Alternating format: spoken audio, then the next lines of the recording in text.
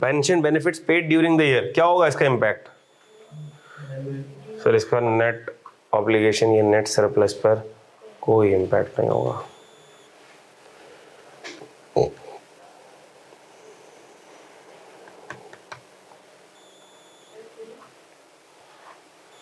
इसके लिए आपको वीडियोस देखना पड़ेंगी।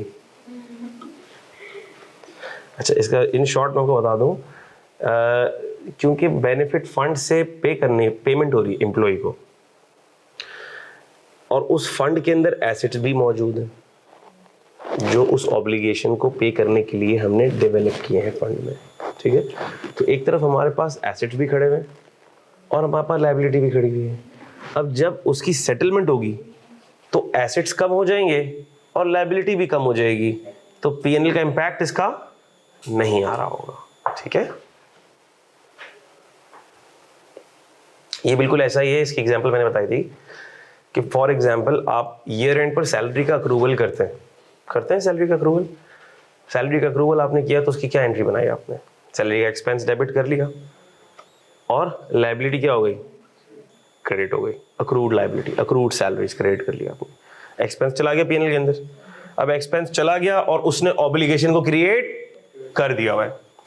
अब जब वो सैलरी पे होगी तो मेरे एसेट्स से कैश निकल जाएगा और ऑब्लिगेशन से अक्रूवल खत्म हो जाएगा। क्या पेमेंट करते हुए कोई एक्सपेंस आएगा? नहीं आएगा, क्योंकि एक्सपेंस तो मैंने पहले ही बुक कर लिया, ठीक है। तो अगर सेटलमेंट पर कोई लॉस है तो वो तो सर्विस कॉस्ट में बुक हो जाएगा, और जब बेनिफिट एक्चुअली पे होगा तो एसेट कम, ऑब्लिगेशन कम, नो इंपैक्ट ऑन एक्सपेंस, ठीक है। मूवमेंट, एक्सपेंस मूवमेंट में कोई फर्क नहीं आएगा। तो बेनिफिट भी कम हो गए, और सॉरी ऑब्लिगेशंस भी कम हो गई, fair value of plan asset भी कम हो गए, तो नेट ऑब्लिगेशन पे कोई फर्क नहीं आएगा मेरे पास, ठीक है।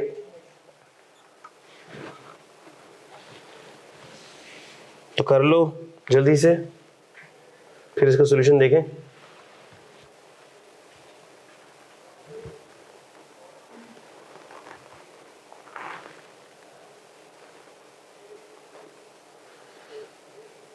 ये थोड़ी मेरी आदत है कि क्वेश्चंस को मैं कोशिश करता हूँ स्टूडेंट से खुद ही करवाऊं, ताकि उनका दिमाग तो चले, सोचने की आदत पड़नी चाहिए आपको। थोड़ा पहले सोचें क्या है, कैसे है, चाहे वो ट्रिपल ए हो, चाहे वो टैक्स का पेपर हो। ट्रिपल ए के क्वेश्चन भी स्टूडेंट को बोलता हूँ, आधा घंटा तुम्हारे पास है, करो जो करना है, जो सोचना है सोचो, पेपर पर लेकर आओ, प्लान करो, bring it on the paper. Risks draft करने, draft any 2 risks of your own wish, show me what you have drafted. इससे क्या होता है, आपका दिमाग चलेगा, आपका थिंकिंग पैटर्न डेवलप होगा। But when I will do everything on my own, तो आपका दिमाग भी फिर उसी पैटर्न पर ट्रेन हो जाएगा। अभी सर शुरू करेंगे, अभी सर डिस्कस करेंगे, और अभी सर डिस्कस करके खुद ही लिखना शुरू कर देंगे, तो फिर इंसान सोचने की कोशिश भी नहीं कर रहा होता। तो जब आप अभी सोचने की आदत डालेंगे तो फिर हर क्वेश्चन को उसी पैटर्न पर सोचना आप शुरू करेंगे, ठीक है। No matter it takes time, लगता है तो लगे। अच्छा भाई, फिर पेपर में नहीं लगेगा, और पेपर के अंदर कोई मुश्किल चीज़ भी होगी ना, वो आप परेशान नहीं होगे। आप बोलोगे ये तो क्लास के अंदर तो हमने हर दफ़ा नए सवाल में सोचा है खुद से, तो अभी भी सोच लेंगे, परेशान नहीं होगे फिर आप। अच्छा, how should the scheme B accounted for in the year ended. खैर, हमने सारी की सारी चीज़ें डिस्कस कर ही ली हैं, और हम देखना चाहें तो देख भी सकते हैं। एग्जाम्पल 4 आओ देख लेते हैं। अच्छा भाई, सॉरी, क्लोजिंग में क्या सरप्लस आया है? क्लोजिंग में आया 10, यहाँ पे लिखा है ना, और एंड में हम 10 मिलियन पे इसको रिस्ट्रिक्ट कर देंगे। एंड में 10 मिलियन पे रिस्ट्रिक्ट कर देंगे। इसका मतलब ओपनिंग आपने लिया 10, और क्लोजिंग इंटरेस्ट की इनकम भी लिया आपने 10 पे, करंट सर्विस कॉस्ट ली, और क्लोजिंग में भी क्या रख दिया आपने? 10। तो रीमेजरमेंट आप देखें कि सबके सब गड़बड़ घोटाला किधर चला गया? रीमेजरमेंट के कंपोनेंट के अंदर। यही बात ऊपर हो रही थी, देखो ये वाली बात हो रही थी। पढ़ो इसको।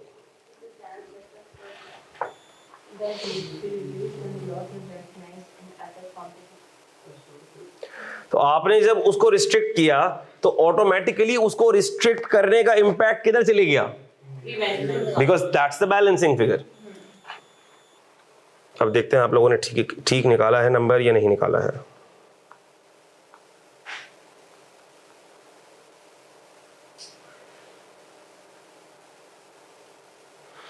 क्या सबका रीमेजरमेंट ये आ रहा है? गुड, चलो भाई फिर आगे चलते हैं, और कोई एग्जांपल है तो वो भी करते हैं। अच्छा, ये वर्कबुक की तो खत्म हो गई एग्जांपल, ठीक है, वर्कबुक की सारी एग्जांपल्स खत्म हो गई। अब देखते हैं कैप्टन की कोई एग्जांपल बाकी है तो वो भी देख लो। अच्छा, ये तो बिल्कुल ही नन्ही सी इलस्ट्रेशन है ना, इसको तो करते हुए भी शर्मिंदगी होगी हमें। ये करो जरा, ये खुद ही करो आप, बल्कि ये बिल्कुल सेम है।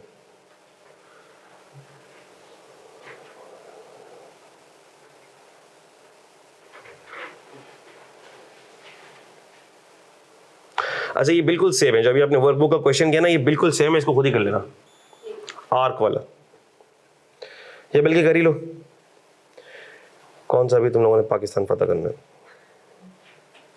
ये वाला। Explain with supporting calculations the accounting treatment of the pension scheme for the year ended 30th June 2004। जो अभी आपने सवाल किया बिल्कुल वैसा सवाल है ये, आर्क वाला। तो कर लो जरा जल्दी से, ठीक है बेटा।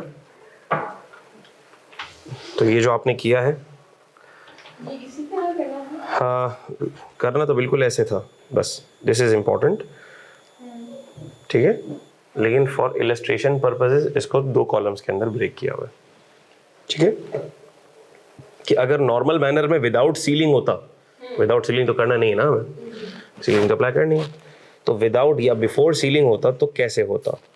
फिर हमने सीलिंग की एडजस्टमेंट्स देखो कहाँ कहाँ अप्लाई करी, हमने ओपनिंग पे अप्लाई करी, हमने अल्लाह भला करे क्लोजिंग पर भी अप्लाई करी है, ऐसा ही है, और इंटरेस्ट कंपोनेंट पे भी अप्लाई किया, और इस सब का इम्पैक्ट किधर चला गया होगा, रीमेजरमेंट के, बस ठीक है। और बाकी सारी चीज़ें हम डिस्कस कर ही चुके हैं, और वो एक्सप्लेनेशन के में की फॉर्म में आपके पास मौजूद है, तो क्या आप ये रीड कर लेंगे खुद से? चलो, so let's see what's remaining now.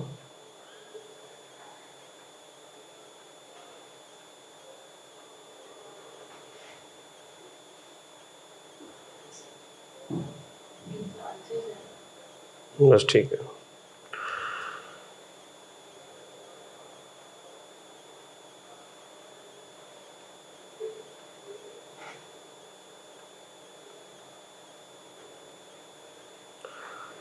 so we have effectively covered all the concepts of IAS 19, examples भी हमने देख ली, उन सबको हमने सॉल्व भी कर लिया।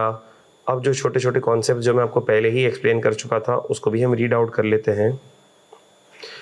शॉर्ट टर्म एम्प्लॉय बेनिफिट्स, ठीक है, इसको भी हम देख चुके हैं। शॉर्ट टर्म एम्प्लॉय बेनिफिट्स को भी हम शुरू में देख चुके थे, बस इसको थोड़ा सा ज़रा रीड कर लेते हैं ताकि ये वाला एस्पेक्ट भी हमारा कंप्लीट हो जाए।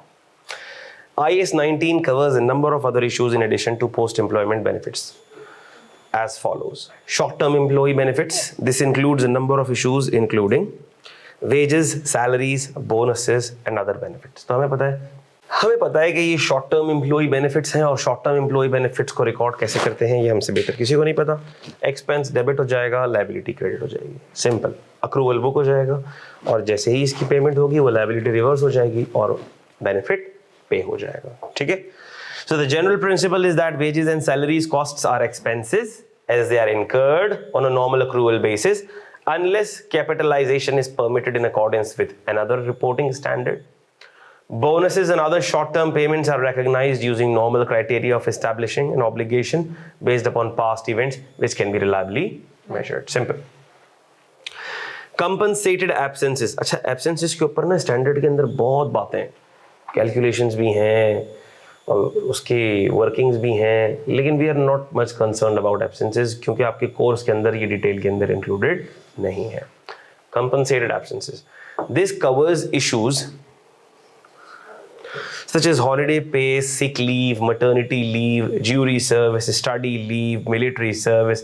The key issue is whether the absences are regarded as being accumulating or non-accumulating, और इसके ऊपर हमने स्टार्ट में ही डिस्कशन कर लिया था कि इस लीव्स के ऊपर वैसे तो आने के चांसेस हैं नहीं कोई सवाल, लेकिन अगर एक्यूमुलेटिंग हो नॉन एक्यूमुलेटिंग हो तो हमने एक्सपेंसेस कैसे बुक करना है। इन अ नटशेल समराइज कर दूं, जिस पीरियड में लीव्स अक्रू हो रही हैं एक्सपेंस उसी पीरियड में जाएगा, दैट्स इट। ये इसका बॉटम लाइन मैंने आपको बता दी, इसको रीड भी कर लेते हैं। Accumulating benefits are earned over time and are capable of being carried forward. In this situation, the expense for future compensated absences is recognized over the period of services provided by the employee. जिस period की services हैं, जिस period से वो leaves relate करती हैं, उसी में रिकॉर्ड हो जाएंगे। This will typically result in the recognition of a liability at the reporting date for the expected cost of the accumulated benefit earned but not yet claimed by an employee। और आपकी याद दिलाने के लिए मैं जरा ऊपर चले भी जाऊं, ये डॉक्यूमेंट आपसे मैं आज शेयर कर लूंगा। ये आपको याद होगा कि ये लीव्स एक्यूमुलेटेड और उसकी लाइबिलिटी कैसे बुक होगी और वो पेमेंट जब लीव्स अवेल होंगी तो कैसे होगा, ये सारा के सारा हमने डिस्कस कर लिया था, ठीक है। यही बात यहाँ पे लिखी हुई है कि this will typically will result in recognition of a liability at the reporting date. तो आप ये देख सकते हैं कि हमने इस लीव्स की लायबिलिटी बुक कर ली थी रिपोर्टिंग डेट पे। कहाँ गई कहाँ गई कहाँ गई, ये रही, ठीक है, लायबिलिटी बुक कर ली थी हमने। और फिर जब ये लीव्स अवेल हुई थी तो ये लायबिलिटी क्या हो गई थी, रिवर्स हो गई थी। An example of this would be a holiday pay accrual at the reporting date where unused holiday entitlement can be carried forward and claimed in a future period. For non-accumulating benefits, an expense should only be recognized when the absence occurs. और अगर accumulating benefit नहीं है, यानी आपने छुट्टी की तो की, नहीं की तो नहीं की, तो नहीं की तो खत्म हो गई, अब उसका एक्सपेंस कौन सा रिकॉर्ड करेगी एंटिटी, ठीक है। For non-accumulating benefits, an expense should only be recognized when the absence occurs. This may arise, for example, where an employee continues to receive their normal remuneration while being absent due to illness or other permitted reason. अच्छा, और ये भी हमने देखा था कि अगर तो महीने कितने काम किए, 11 महीने का काम किया और पेमेंट मिली 12 महीने की, यानी कि 1 महीने की जो पेमेंट मिली वो तो छुट्टियां करने की पेमेंट मिली है, तो एक्सपेंस भी कितना जा रहा था, 12 महीने का जा रहा, ठीक है। This may arise, for example, where an employee continues to receive their normal remuneration while being absent due to illness or other permitted reason. A charge to profit or loss would be made only when the authorized absence occurs. If there is no such absence, there will be no charge to profit or loss. और हमने ये भी देखा था कि sir अगर कोई छुट्टी नहीं है तो क्या होगा, देख भी लेते हैं। अच्छा, अगर कोई छुट्टी ना होती तो कितने महीने काम होता, 12 महीने, और पैसे कितने महीने के मिलते, 12 महीने के। इसका मतलब कि सर छुट्टियों के पैसे तो मिले ही नहीं, ठीक है, simple. Benefits in kind, recognition of cost should be based on the same principle as benefits payable in cash. It should be measured based upon the cost to the employer of providing the benefit and recognized as it is earned. मतलब क्या हो इसका, इसके ऊपर ज्यादा बात नहीं है। फॉर एग्जाम्पल, एम्प्लॉइज को बेनिफिट इन काइंड भी तो मिल सकता है। For example, benefit in kind क्या हो सकता है, बेनिफिट इन काइंड ये हो सकता है कि क्या एम्प्लॉयर एम्प्लॉई को सेलफोन दे सकता है। Is this an employee benefit, yes. तो एम्प्लॉयर एक्सपेंस बुक करेगा, जब वो ये मोबाइल फोन दे रहा होगा वो अपना एक्सपेंस बुक कर लेगा, खत्म हो गई बात, ठीक है। टर्मिनेशन बेनिफिट्स, इसकी भी मैंने मुख्तसरन बात की थी, ये भी आ गया, कहाँ की थी, ये रहे, ठीक है, इसकी भी मुख्तसरन बात की थी, आओ इसको भी पढ़ लेते हैं। Termination benefits may be defined as benefits payable as a result of employment being terminated, either by the employer or by the employee accepting voluntary redundancy. Such payments are normally in the form of a lump sum payment. मैंने आपको बताया था, examples भी दी थी मैंने आपको इसकी, कि या तो ऐसा हो सकता है कि कंपनी कोई गोल्डन हैंडशेक स्कीम इशू कर दे, benefits given to employee upon forced termination. कोई फोर्स टर्मिनेशन हो रही है, एम्प्लॉयर कह रहा है कि भाई माफ़ कर दो हमें, बख्श दो, जान छोड़ दो हमारी, ये गोल्डन हैंडशेक का बेनिफिट ले लो और छुट्टी करो। और ऐसा भी हो सकता है कि वॉलेंट्री स्कीम ऑफ रिडंडेंसी किसी एम्प्लॉई ने खुद से ऑप्ट कर ली है, उसको हमने फोर्सफुली टर्मिनेट नहीं किया है, उसने खुद से ऑप्ट कर ली है, लेकिन स्कीम ऑफ रिडंडेंसी को ऑप्ट करके उसने कोई बेनिफिट अपना अर्न कर लिया है, ठीक है, इंटाइटलमेंट उसकी हो गई है। ये उन केसेस की बात हो रही है। रिकग्निशन कैसे रिकॉग्नाइज होगी? The reporting entity should recognise a liability and an expense in relation to termination benefits at the earlier of the date when। अच्छा, अब ये टर्मिनेशन बेनिफिट्स की जो रिकग्निशन है वो उसकी टाइमिंग के बारे में यहां पर बात हो रही है। When the entity can no longer withdraw the termination benefits offer। Now these are two events और recognition होगी earlier of these two events पर। पहला event, the entity can no longer withdraw the termination benefit offer। entity ने offer दे दिए, अब entity इसको terminate नहीं कर सकती है, ठीक है, या वो date। Number 2, the entity recognizing restructuring cost in accordance with IAS 37 provision, contingent liability and contingent assets। IAS 37 में रिस्ट्रक्चरिंग का एक क्राइटेरिया है कि जब कंपनी अपना कोई डिवीजन बंद कर रही है, अपने बिजनेस की रिस्ट्रक्चरिंग कर रही है, तो उस रिस्ट्रक्चरिंग कॉस्ट को कंपनी कब रिकॉर्ड करेगी, कब रिकॉग्नाइज करेगी, ठीक है। और हो सकता है कि ये टर्मिनेशन उसी रिस्ट्रक्चरिंग से लिंक्ड हो, ठीक है। अगर एज पर IAS 37 उस रिस्ट्रक्चरिंग कॉस्ट को रिकॉग्नाइज करने का वक्त आ चला है और वो इस टर्मिनेशन बेनिफिट ऑफर से पहले है, तो हमने कहा सर अब ये टर्मिनेशन बेनिफिट्स आपको उस डेट को रिकॉर्ड कर लेने चाहिए,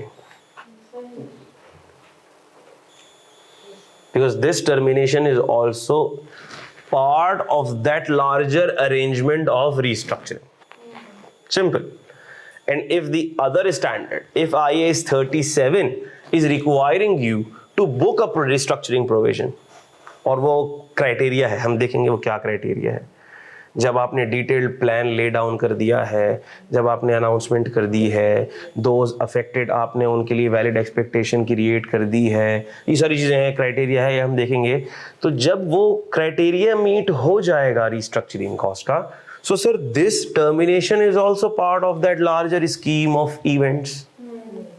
so basically this termination benefit should be recorded if that event is earlier। so earlier of 2 पे ये record हो जाना चाहिए।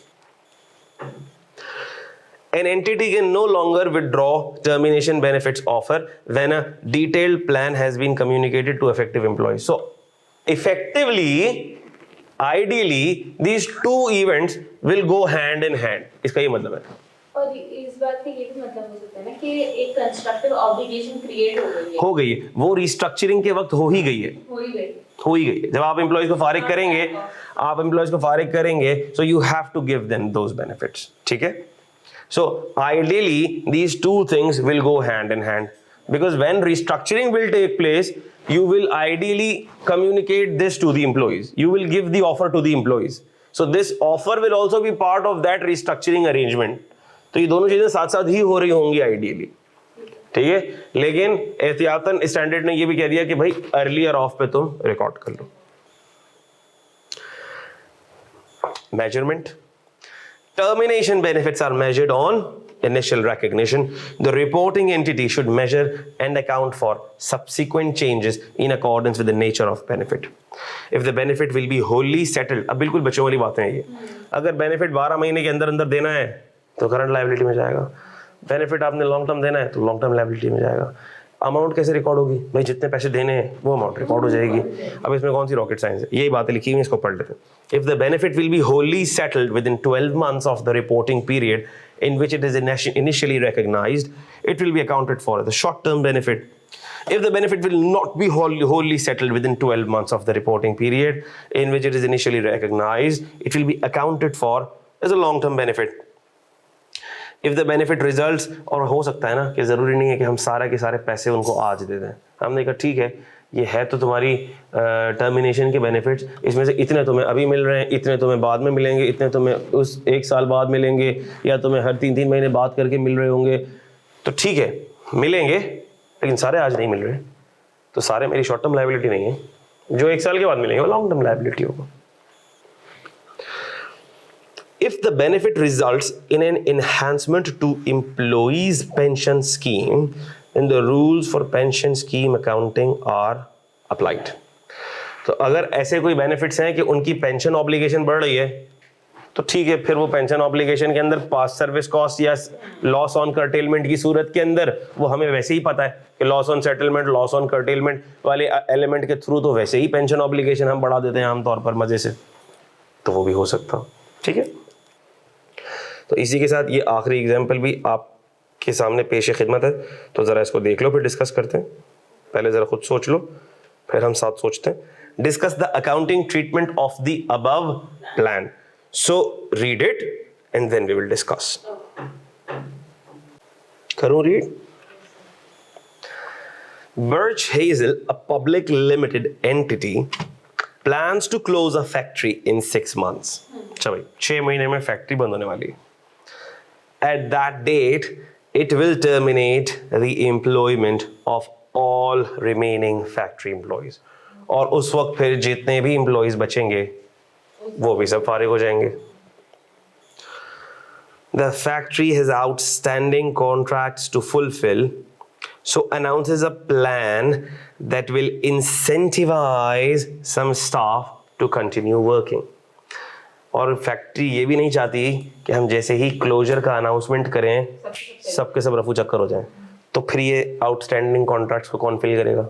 ठीक है, हमने कहा चलो फिर एक काम करते हैं, कुछ ऐसी स्कीम को कुछ ऐसी तिगड़म लड़ाते हैं ताकि लोग रुक भी जाएं, कुछ काम भी हो जाए हमारा.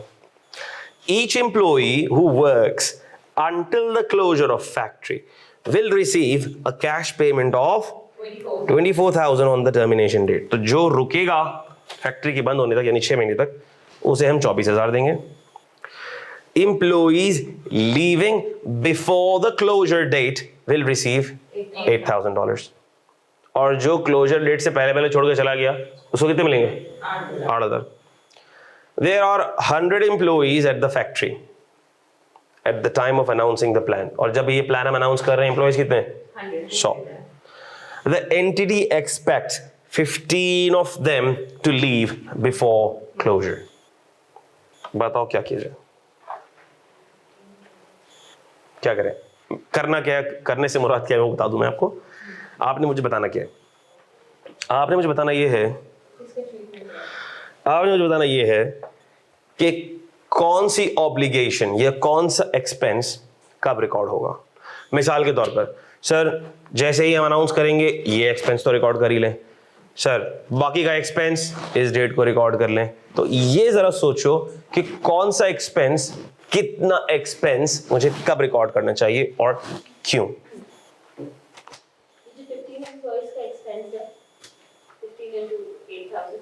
ये हमें जो है वो क्लोजर डेट से पहले यानी जब रीस्ट्रक्चरिंग हो रही है उस डेट को early of the restructuring date वाला जो नहीं था फाड़ा मिलता है, ठीक है, उस पे रिकॉर्ड हो जाएगा. और बाकी जो 85 एम्प्लॉइज होंगे उनके 24,000 के हिसाब से 2040,000 कुछ अमाउंट बन रहा है, वो जो है वो टर्मिनेशन डेट पे रिकॉर्ड हो जाएगा.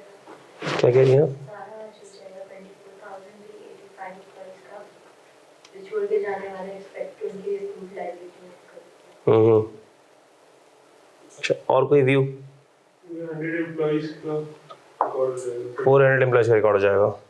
किस हिसाब से? 24,000 के हिसाब से हो जाएगा.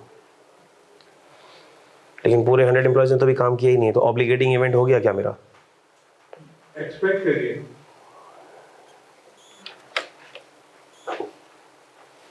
या फिर इस तरह के 15 एम्प्लॉइज का 8,000 के हिसाब से और 85 का 20. अच्छा मुझे एक बात बताओ, क्या मैं ये कह सकता हूं कि 8,000 तो सबको मिलेंगे? जो आज छोड़ के जाए उसको भी मिलेंगे, जो 1 महीने बाद जाए छोड़कर उसको भी मिलेंगे, जो 2 महीने बाद जाएगा उसको भी मिलेंगे, जो 6 महीने बाद जाएगा उसको भी 8,000 तो मिलेंगे। सो कैन आई से कि ये 8,000 इंटू 100, ये तो आज ही रिकॉर्ड कर लें सर, 8,000 इंटू 100, ये तो आज ही रिकॉर्ड कर लें। और बाकी का जो अमाउंट है वो with the period of time आप प्रोरेट करके रिकॉर्ड करते चले जाएं हर महीने के अंदर।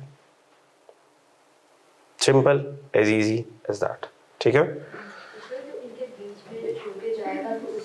वो एक्सपेक्टेशन की चेंजेस वो आपको फिर मिसाल 8,000 तो आपको पे करने ही करना है, ठीक है ना, और वो फिर जो छोड़कर जाते रहेंगे वो वाले अमाउंट आप रिवर्स कर दें या वो अमाउंट आप रिकॉर्ड ही ना करें। ठीक है, लेकिन होगा यही कि अगर 15 की एक्सपेक्टेशन है तो मैं जो रिकॉर्ड कर रहा हूं वो अपने एक्सपेक्टेशन के हिसाब से ही कर रहा हूं। मैं फिर क्या करूंगा, मैं 100 का 8,000 के हिसाब से, क्योंकि आज ये वाली ऑब्लिगेशन तो मेरी इस्टेब्लिश हो ही गई ना, वो तो आज कर लूंगा मैं। ठीक होगी बात। फिर जो बाकी के 16,000 है वो सिर्फ किसको मिलने वाले हैं, 85 को मिलने वाले हैं। तो जो मेरी एक्सपेक्टेशन है उसके हिसाब से मैं उसको प्रोरेट कर दूंगा 85। ठीक है, आओ देख भी लेते हैं। एग्जांपल 9 थी, क्या थी?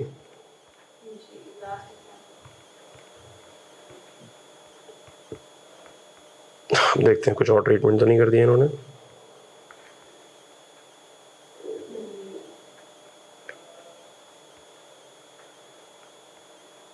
चलो पढ़ते हैं। Birch Hazel must pay 8,000 per employee regardless of whether the employees render service until closure of the factory or leave before it closes. This amount is there for a termination benefit. Birch Hazel recognizes a liability of 800,000 for the termination benefits at the earlier of when the plan is announced and when it recognizes the restructuring cost associated with the closure. So ideally ये दोनों एक ही साथ हो रही हैं चीजें। ठीक है, benefit in exchange for employee service. Employees will receive an additional 16,000 if they work for the full 6 months period. The event creating the obligation to pay this amount is employee service. So this is not a termination. ये तो employee जो काम करेगा उसको मिलेगा, जो नहीं करेगा उसको नहीं मिलेगा। और टर्मिनेशन बेनिफिट तो वो 8,000 है, बाकी के 16,000 का ताल्लुक तो इन 6 महीनों की कंटिन्यूअस वर्किंग से है। ठीक है, तो ये मैंने अभी रिकॉर्ड नहीं किया है क्योंकि मैं अभी तो वही कर रहा हूं ना जो टर्मिनेशन बेनिफिट रिकॉर्ड कर रहा हूं। तो वो जो मैंने फैक्ट्री के क्लोजर के अनाउंसमेंट के साथ जो एसोसिएटेड कॉस्ट है वो मैंने रिकॉर्ड कर ली है। बाकी की जो कॉस्ट है वो टर्मिनेशन बेनिफिट तो मेरा है ही नहीं, वो तो इन 6 महीनों की सर्विस की कॉस्ट है। So Birch Hazel accounts for this as a short-term employee benefit. There is an additional salary cost. So an expense of वही 16,000 multiplied by 85 divided by 6 is recognized each month during the service period of 6 months with a corresponding increase in the carrying amount of liability. Simple as easy as that. ठीक है, और फिर अगर actual में मिसाल के तौर पर कोई एम्प्लॉय 6 महीने काम नहीं करता तो ठीक है, फिर उसकी लायबिलिटी एडजस्ट हो जाएगी। क्लियर है सबको? और ऐसा ही कॉन्सेप्ट कर्टेलमेंट में भी लिखा हुआ था, मैंने उस वक्त उसको ज़्यादा एक्सप्लेन नहीं किया, लेकिन हम उसको भी पढ़ ही लेते हैं। जब सब पढ़ लिया हमने तो वो क्यों छोड़ना। आ जाओ, फिर इस पूरे को मैं समराइज कर दूंगा, इस स्टैंडर्ड को, ताकि आपके दिमाग में चीज़ें पक्की हो जाए। नेक्स्ट क्लास में इसके पास्ट पेपर्स वो मैं आपको अभी आपको बता दूंगा, आप लोग रीड करके आएंगे। मुझे याद दिलाइएगा, भूल ना जाऊं। कर्टेलमेंट देखिएगा, कर्टेलमेंट में भी यही बात लिखी हुई थी, मैंने उस वक्त उसको ज्यादा एक्सप्लेन नहीं किया था, गोल कर गया था मैं। अभी पढ़ लो। A curtailment is a significant reduction in number of employees covered by a pension plan.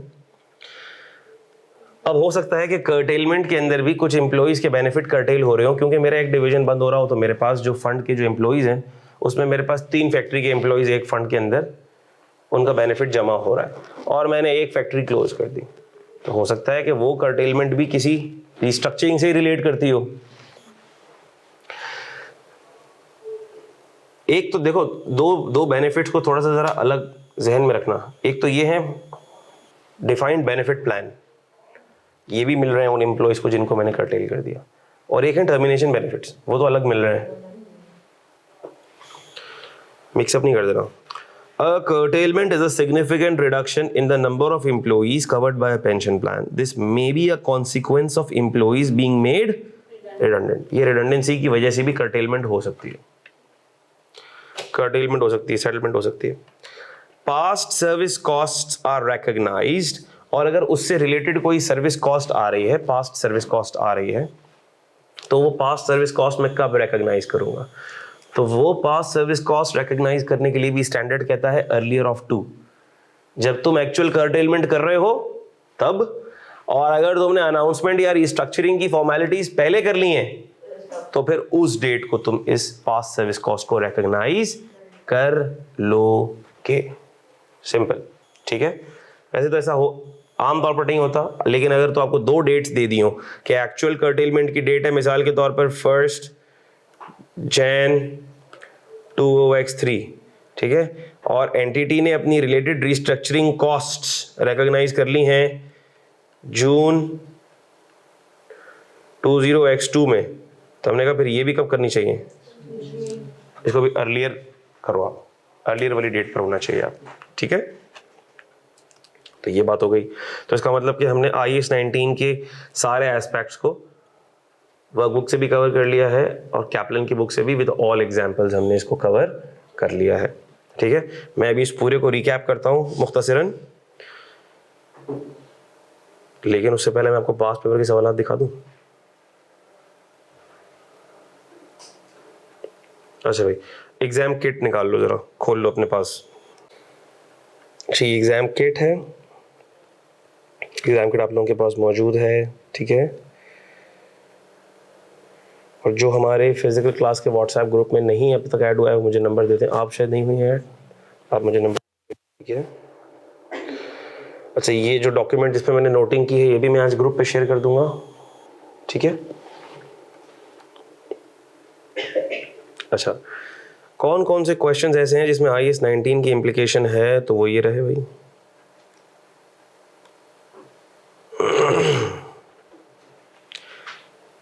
ये पेज नंबर 10, ठीक है।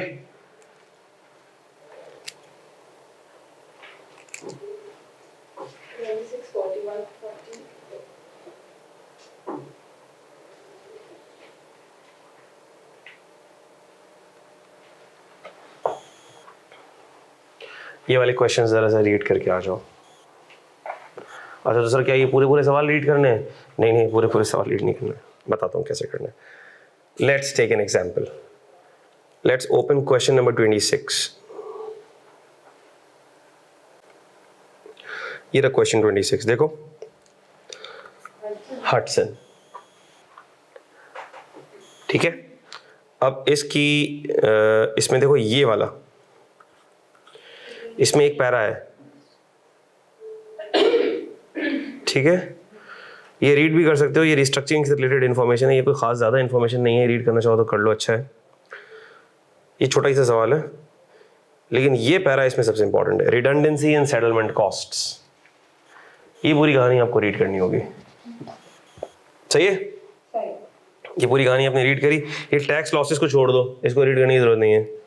It relates to tax losses, इसको आपने छोड़ दिया, इसको रीड करने की जरूरत नहीं है। अच्छा, अब इसमें बहुत सारी रिक्वायरमेंट्स हैं, देख सकते हो आप, 30 मार्क्स 20 मार्क्स का सवाल है, इसमें बहुत सारी रिक्वायरमेंट्स हैं। हमें कौन सी रिक्वायरमेंट को एड्रेस करना है? ए को, सही है। Explain why the directors of Hudson are wrong to classify the basic and additional pension enhancements as part of the remeasurement component, including an explanation of the correct treatment for each of these items. Also explain how many other restructuring costs should be counted for. तो ये पूरी कहानी पढ़ोगे और इसका answer ढूंढने की कोशिश करो। ढूंढने से मुराद ये ऐसा नहीं है कि सॉल्यूशन आपने खोल के ढूंढ लिया, सर ये तो पेज नंबर दिया हुआ था हमने फौरन से ढूंढ लिया और बंद कर दिया, ऐसा नहीं है। खुद सोचकर लिखने की कोशिश करोगे। सही हो गई बात? ये एक क्वेश्चन हो गया। इसी तरह से बाकी क्वेश्चन में भी जो रेलेवेंट रिक्वायरमेंट है वो आपने पेंशन बेनिफिट से रिलेटेड उसको आपने एड्रेस करना है। अगला कौन सा सवाल था बेटा? अगला है 40। 40, तो और 40 देख लेते हैं। एक आध ऐसा था जो ग्रुप कैश फ्लो से रिलेट कर रहा था, वो छोड़ देना बस। 40 का ये रहा। ये क्वेश्चन नंबर 40 है। इकोमा, ठीक है, इकोमा। इसके अंदर आप सारे पैराग्राफ्स ना भी पढ़ो तो ये जरूर पढ़ लो। कौन सा वाला? डिफाइंड बेनिफिट पेंशन स्कीम वाला, ठीक है, ये आप पढ़ेंगे। और इससे रिलेटेड रिक्वायरमेंट बताओ कौन सी हो। ये रिक्वायरमेंट 2 वाली, ये वाली। Advise ICOMA on the principles of accounting for the pension scheme, including calculations for the year to 30th September 2005. ठीक है, जबरदस्त बात हो गई। अगला सवाल क्या था? 41।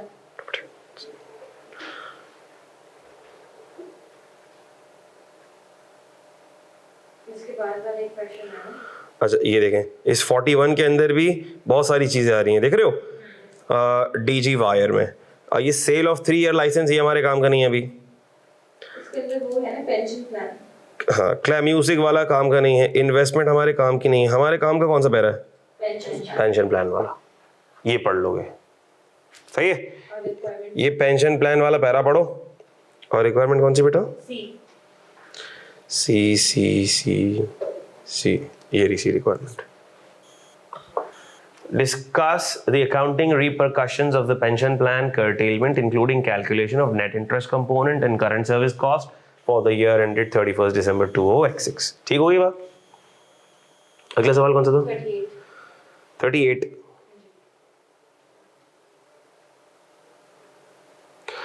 देखो 38 के अंदर भी ये रहा एम्प्लॉय बेनिफिट। देखो पैरा ही अलग है, एम्प्लॉय बेनिफिट। अच्छा तो ये आप पढ़ोगे। और इसकी रिक्वायरमेंट क्या है देख लेते हैं। बी का पार्ट 2 नहीं, बी का पार्ट 1 भी है। हाँ, बी का पार्ट 1 भी है। Discuss with suitable calculations the principles of how हैंडफुड को should account for the current service cost of its employee benefit for the year ended 31st December 2002. Discuss the impact on the additional employee benefit for the year 31st December 2003 if Handfood Co. were to take into account the following changes in assumptions: an increase in employees' salary above 3% per month and decrease in probability of employees leaving the company. ठीक होगी बात? There is no need to provide any calculations in answer. तो ये 10 marks का part, ये भी जबरदस्त। 34। अच्छा फिर है 34। नहीं 34 भी है। 34 भी है तो वो करीब पड़ेगा, इसलिए आपने बता दिया। 34 जी, 34 सिंबल। और इसमें कहाँ है? इसमें रिक्वायरमेंट है खाली। रिक्वायरमेंट क्या है? बी।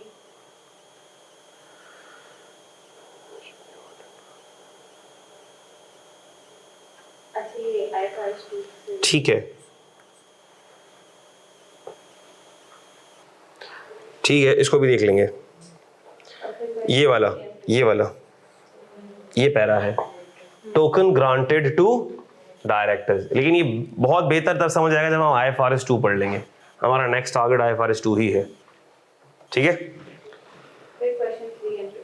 फिर क्वेश्चन 3 पे आ जाऊं। तो आप देख रहे हैं कि ये जो स्टैंडर्ड्स होते हैं ना, जो मैंने आपको बताया कि जो न्यू स्टैंडर्ड्स हैं जो आपके पास फाइनेंशियल रिपोर्टिंग में टेस्ट नहीं हुए हैं, वो एग्जामिनर के फेवरेट होते हैं SBR के अंदर। तो you can see IAS 19 examiner का एक फेवरेट स्टैंडर्ड है।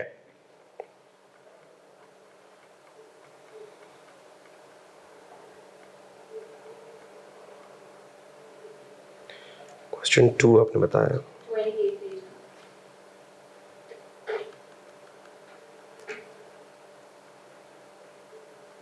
28 ये रहा ग्रुप फाइनेंशियल स्टेटमेंट्स का क्वेश्चन है। शुगर और इसके अंदर ये रहा पेंशन स्कीम, ठीक है। और इसकी रिक्वायरमेंट क्या है? सी। चले, ये बहुत ज़्यादा रेलिवेंट अभी हमसे नहीं है। Describe the impact if any that defined benefit pension scheme will have on the consolidated statement of cash flows for sugar group assuming that cash flows from operating activities are calculated by indirect method। तो ये तो जब हम consolidated cash flows देख लेंगे तब relevant होगा। तो इसको भले आप रहने भी दें, अभी कोई मसला नहीं है। क्वेश्चन 2,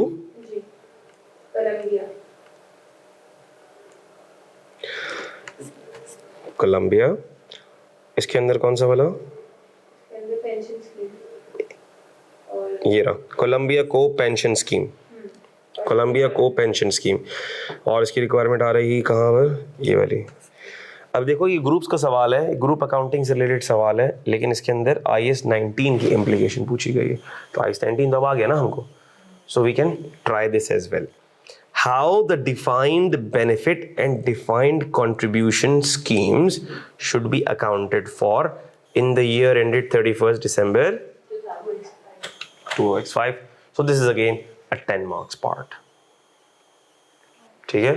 तो ये सारे के सारे आपने घर पे पहले तो पूरे को रिवाइज करना है सही से, ढंग से, सारी एग्जाम्पल एक दफ़ा देख लेनी है आपने, और उसके बाद पास्ट पेपर्स को आपने खुद से अप्रोच करने की कोशिश करनी है। नेक्स्ट क्लास में सबसे पहले शुरू में हम यही पास्ट पेपर्स को देखेंगे और उसके बाद हम अपना नया टॉपिक शुरू करेंगे। अच्छा, क्लास ख़त्म करने से पहले 5 मिनट में मैं थोड़ा सा ज़रा इस पूरे स्टैंडर्ड को एक ओवरव्यू दे दूँ, एक रिकैप करवा दूँ आप लोगों के लिए।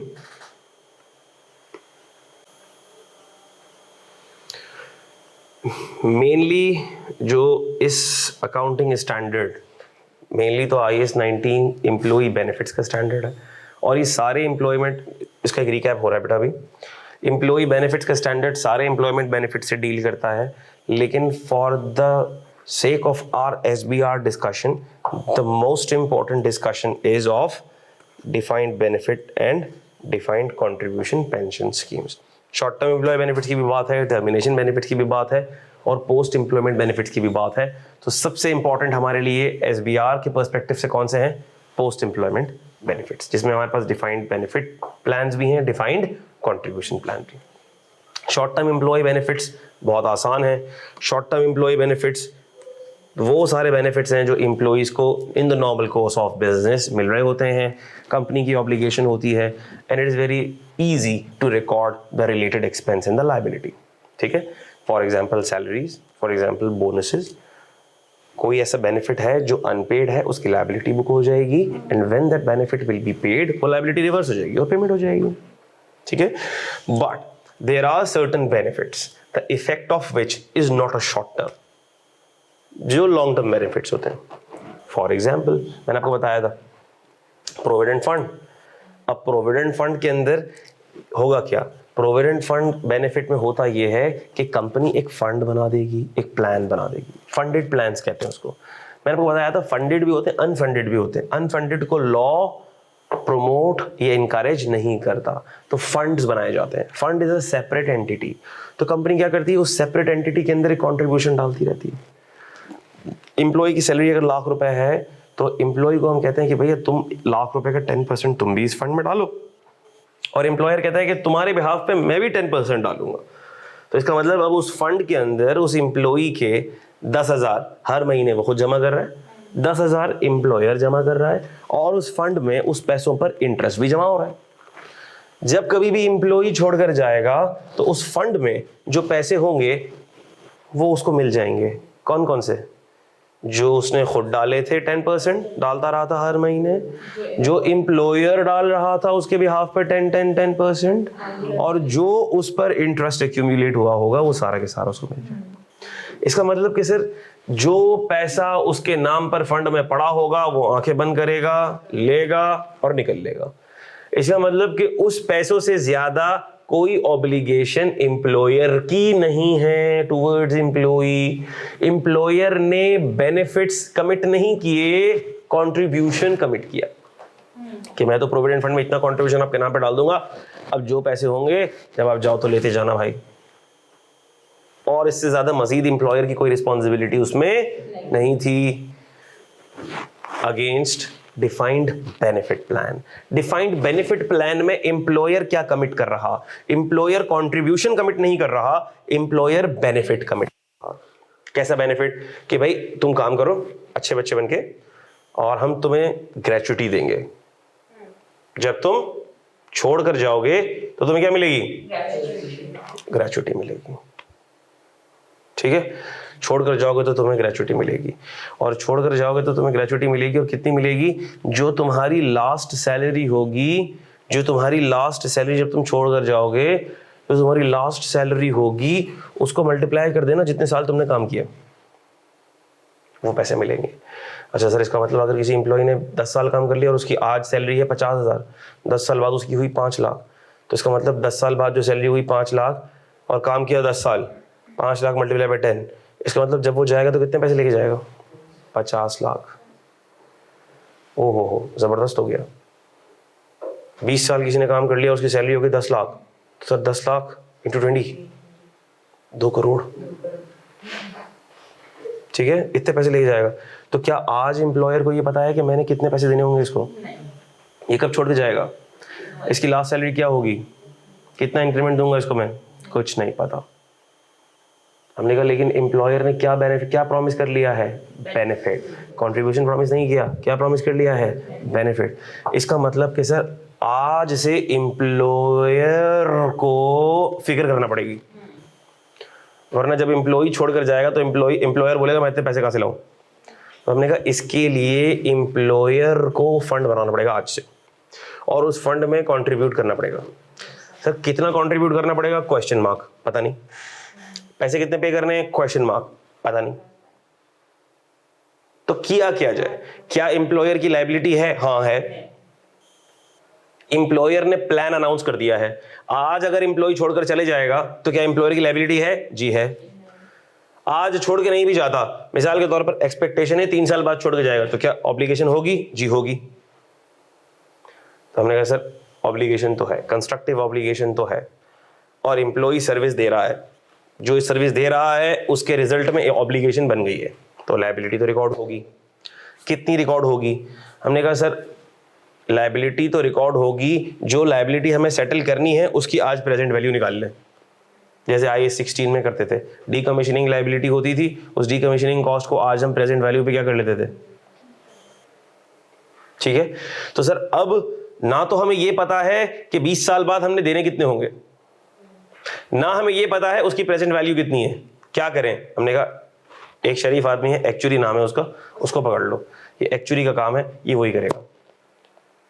तो हमने एक्चुअली को पकड़ा और एक्चुअली ने हमें अच्छे बच्चे बन के क्या बता दी, उसने बोला भैया ये है तुम्हारी present value of defined benefit obligation. हमने कहा काम आसान हो गया।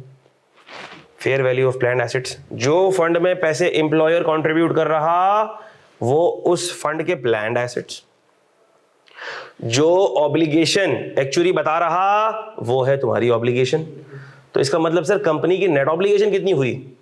जो उसने फंड में एसेट्स डाले वो आप नेट कर दीजिए present value of defined obligation से, क्योंकि वो तो कमेटी डाल दी ना। एम्प्लॉयर आहिस्ता आहिस्ता उस फंड में कमेटी डाल रहा है कि जब एम्प्लॉई छोड़कर जाएगा तो इससे पैसे, ऐसा होता है ना, वालिदैन बच्चों के लिए कमेटी डालते हैं, मेरा बच्चा बड़ा होगा ना तो उसको आला तालीम हासिल करने के लिए यूके भेजना पड़ेगा, कमेटी डाल दो। हमारा बच्चा बड़ा होगा उसकी शादी करनी पड़ेगी, चलो आज से कमेटी डाल दो। तो इसी तरह एम्प्लॉयर भी क्या कर रहा है? फंड में कमेटी डाल रहा है कि जब मेरा एम्प्लॉय छोड़कर जाएगा तो मुझे उसको पैसे देने पड़ेंगे। तो जितने पैसे उसने फंड में डाल दिए हैं वो फंड के एसेट्स हो गए। ठीक है, ऑब्लिगेशन कितनी है? मिसाल के तौर पर सर फंड में एसेट्स क्रिएट हो गए हैं $23 मिलियन के, एक्चुअली बता रहा है present value of defined benefit obligation है $27 मिलियन की, तो डेफिसिट कितना आ गया? $4 मिलियन।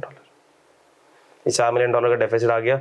अब सर इस डेफिसिट पर interest expense, time value of money, unwinding, क्योंकि प्रेजेंट वैल्यू है ना, अब आप इसको इंटरेस्ट एक्सपेंस बोलो, इसको अनवाइंडिंग ऑफ डिस्काउंट बोलो, you can call it anything, वो एक कॉस्ट आ रही होगी। अगर नेट एसेट्स है तो हमने कहा इनकम आ रही होगी।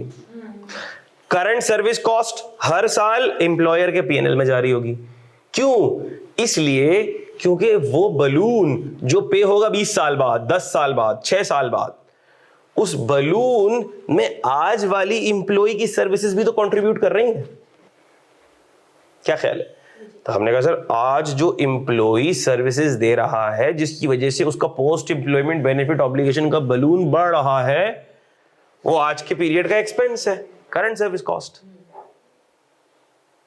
सिंपल। और आज की डेट में खड़े होकर अगर एम्प्लॉयर कोई ऐसा चेंज या अमेंडमेंट कर लेता है जिसकी वजह से उसकी पुरानी ऑब्लिगेशन इंक्रीज हो जाती है, तो उसे हम कहते हैं पास्ट सर्विस कॉस्ट। वो भी एक्सपेंस है, एक्सपेंस से लायबिलिटी बढ़ जाएगी। सिंपल। ठीक है।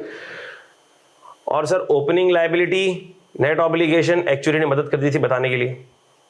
क्लोजिंग लायबिलिटी फिर से एक्चुअली को बुला लो, बता देगा क्लोजिंग लायबिलिटी कितनी है।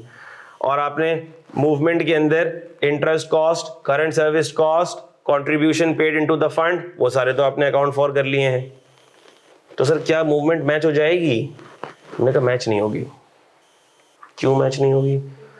क्योंकि एक्चुअली की अजम्पशंस हर साल चेंज होती रहेंगी, एम्प्लॉय का टर्नओवर हर साल चेंज होता रहेगा। एक्चुअली है उसको कोई इल्म गैब थोड़ी है कि जो एक्चुअल और एग्जैक्ट लायबिलिटी बताता फिरेगा आपको। वो तो हर साल हमें खुद नहीं पता पाकिस्तान के अंदर होने क्या वाला है। अब हो सकता है कल पेट्रोल का रेट फिर बढ़ जाए भाई, डॉलर का रेट फिर बढ़ जाए। गरीब जो बेचारा एवरेज 60 साल में मर रहा हो, अब वो 55 साल में मरना शुरू हो जाए, हमें नहीं पता सर, अल्लाह माफ करे। तो ये वाली अजम्पशंस तो sir these will keep on changing. So अब ये जितनी भी एक्चुअल अजम्पशंस का चेंज है, एबनॉर्मल चेंज है, अनयूजुअल चेंज है, सर ये कहाँ जाएगा? ये सारा remeasurement component as a balancing figure जाएगा, और वो रीमेजरमेंट कंपोनेंट आपका OCI में चला जाएगा, वो P&L में नहीं जाएगा। ठीक है। तो हमने कहा यही बातें हैं। स्टेटमेंट ऑफ फाइनेंशियल पोजीशन में नेट ऑब्लिगेशन आपकी रिपोर्ट हो जाती है। ठीक है। नेट ऑब्लिगेशन, या अगर नेट एसेट्स हैं या नेट सरप्लस है आपका, तो नेट सरप्लस रिपोर्ट हो जाता है। लेकिन नेट सरप्लस सिर्फ कितना ही रिपोर्ट हो सकता है? To the extent which the entity believes will be available in the form of reduced contributions or in the form of refunds. P&L में क्या क्या जा रहा होता है बता दो? इंटरेस्ट एक्सपेंस या इंटरेस्ट इनकम भी जा रही होगी, करंट सर्विस कॉस्ट जा रही होगी, पास्ट सर्विस कॉस्ट जा रही होगी। पास्ट सर्विस कॉस्ट में gain loss on curtailment, gain loss on settlement आ जाता है। Contributions paid into the fund P&L में जाता है? नहीं सर, वो तो ट्रांसफर ऑफ एसेट्स है, इधर से उधर चलेगा एसेट्स। ठीक है, नहीं जाता वो। और बोलो रीमेजरमेंट का गेन लॉस किधर जाता है? सर वो यहाँ जाता है, OCI में जाता है। याद रहेगा? तो मोटी मोटी यही बातें थी। और जब भी कर्टेलमेंट हो, सेटलमेंट हो, तो हमने कहा अजम्पशंस आपकी अपडेट होंगी। और जब अजम्पशंस आपकी अपडेट होंगी तो आगे की जो करंट सर्विस कॉस्ट है उस पर भी उन अपडेटेड अजम्पशंस का इम्पैक्ट आना चाहिए, उस पर भी उस अपडेटेड इंटरेस्ट रेट के हिसाब से हम अनवाइंडिंग कर रहे होंगे। ठीक है, एक ये बात भी थी। और कोई बात थी काबिल जिक्र बात? बस यही मोटी मोटी बातें थी जो IAS 19 के अंदर इंपॉर्टेंट रोल हमारे लिए प्ले कर रही थी। ठीक है बेटा, तो ये मैंने इसको समराइज भी कर दिया है, हमने इसकी सारी एग्जांपल्स भी कर ली हैं। पास पेपर भी आप लोग अगर देख लेंगे तो हम इसको अच्छे तरीके से, ज़बरदस्त तरीके से कंप्लीटली क्लोज कर देंगे। ठीक है, और नेक्स्ट जो स्टैंडर्ड हम स्टार्ट करेंगे वो होगा IFRS 2 share based payments. Thank you so very much, may Allah bless you all, take care a lot. मुझे और अपने सारे टीचर्स को दुआ में याद रखिएगा, अपना ख्याल रखिएगा। अल्लाह हाफिज़।